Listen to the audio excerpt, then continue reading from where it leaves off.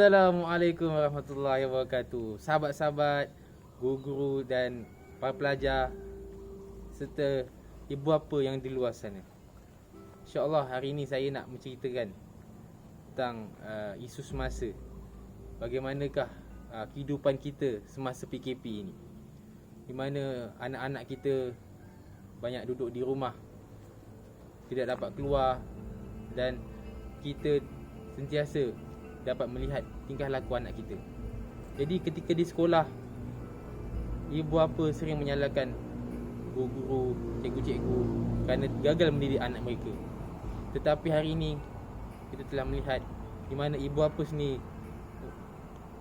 terpaksa menjaga anak mereka selama beberapa bulan di rumah. Jadi saya nak bertanya kepada ibu bapa, bagaimanakah dengan tingkah laku anak-anak anda semasa di rumah? Adakah menjadi semakin baik ataupun seperti sedia kala? Jadi jawapannya terletak pada ibu bapa sendiri. Saya memberikan satu contoh. Ketika di sekolah, ustaz-ustaz, cikgu-cikgu mengajar anak-anak di sekolah sehingga 7 jam atau 8 jam. Kita dapat melihat tingkah laku mereka secara biasa saja, tidak dapat melihat secara menyeluruh. Jadi itulah tugas-tugas cikgu yang terpaksa dihadapi ketika di sekolah. Kita tidak dapat fokus kepada satu orang murid saja.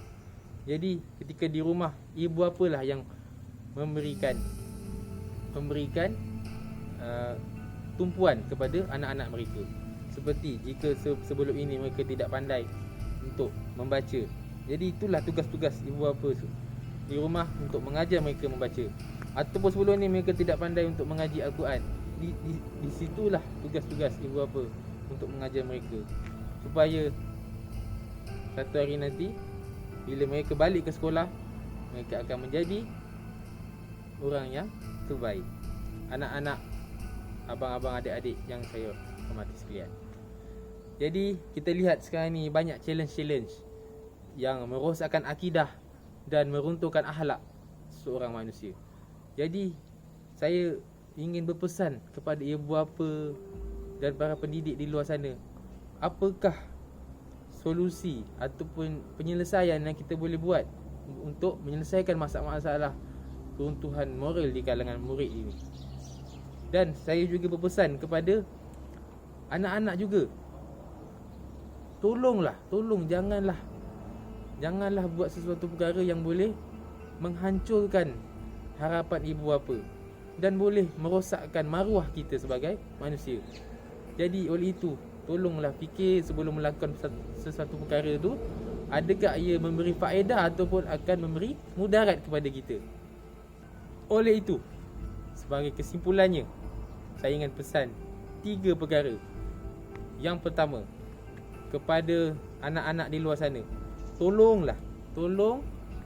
jangan buat perkara yang boleh memalukan ibu bapa, memalukan diri sendiri. Kerana apa? Kesannya hingga ke akhir hayat. Yang kedua, kepada ibu bapa, tolonglah cek handphone anak-anak kita. Mana tahu ada benda-benda yang boleh kita dapat. Contohnya, apa yang anak-anak kita buat di media sosial, di Instagram contohnya, di Facebook, apakah yang mereka suka buat. Takut-takut mereka telah melakukan sesuatu yang memalukan di kita sebagai ibu bapa dan diri sendiri. Jadi tolonglah pantau anak-anak kita di rumah.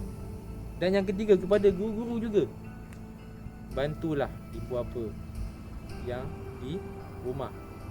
Seperti mana kita buatkan kerja sekolah, kita sediakan aktiviti-aktiviti yang berfaedah kepada anak-anak kita untuk dilakukan di rumah sementara kita menunggu habisnya PKP ini. Jadi itulah pengingatan saya. Semoga apa yang saya sampaikan ni dapat memberikan sedikit manfaat ataupun panduan kepada semua yang berada di luar sana. Sekian saja pesanan saya. Kita berjumpa lagi pada masa akan datang. Assalamualaikum warahmatullahi wabarakatuh.